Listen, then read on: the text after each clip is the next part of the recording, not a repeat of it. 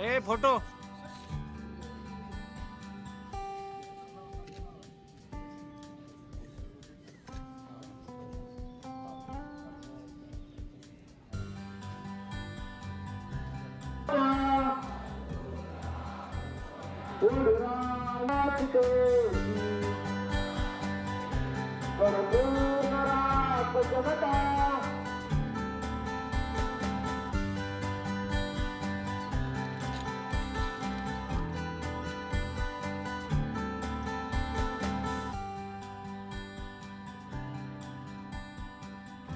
महाराजांच्या बलिदानासाठी नतमस्तक झालात, राजे काय भावना व्यक्त करतात?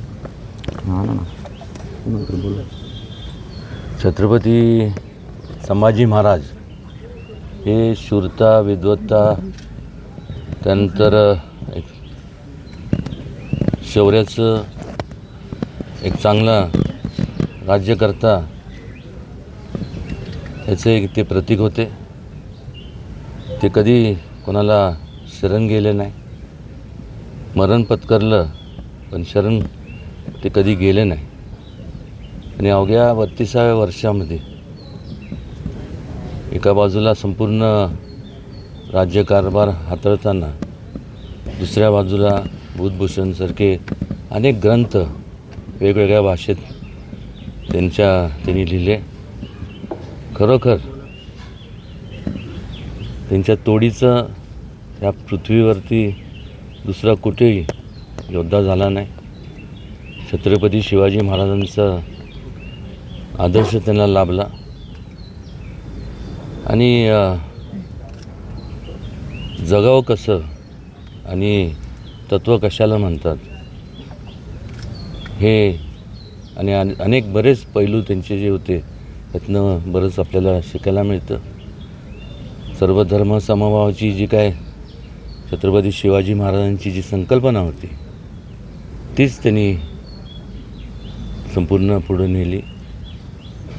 आजही त्यांच्या शूरता वीरता जेव्हा आपण वाचन करतो किंवा त्याचं आठवण येते त्यावेळेस अक्षरशः अंगावर शारे उभे राहतात. आणि या ठिकाणी महाराजांचं जे काय हे स्मारक आहे संभाजी महाराजांचं, त्याला राष्ट्रीय स्मारकाचा दर्जा मिळावा आणि महाराष्ट्र शासनाने अधिकृतरित्या त्यांचा महाराजांचा संभाजी महाराजांचा इतिहास प्रकाशित वेगवेगळ्या भाषांमध्ये करावा, जेणेकरून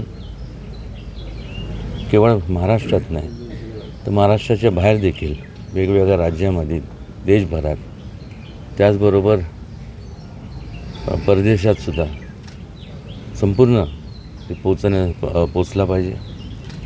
आणि तरुण पिढीला एक प्रकारचं चांगल्या प्रकारे त्यातनं एक मार्गदर्शन निश्चितपणे ठरणं आणि चांगलं आयुष्य कसं जगावं, चांगल्या प्रकारचं दिशेने वाटचाल कशी करावी ही त्याच्या मागची आमची आणि सर्वांचीच एक प्रामाणिक इच्छा आहे, कल्पना आहे.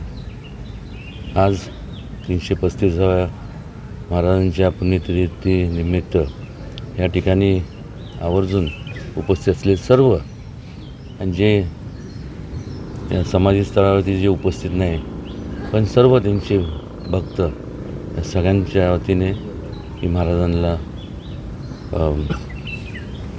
या पुण्यतिथीनिमित्त त्यांना संपूर्ण मानाचा मुजरा अर्पण करतो.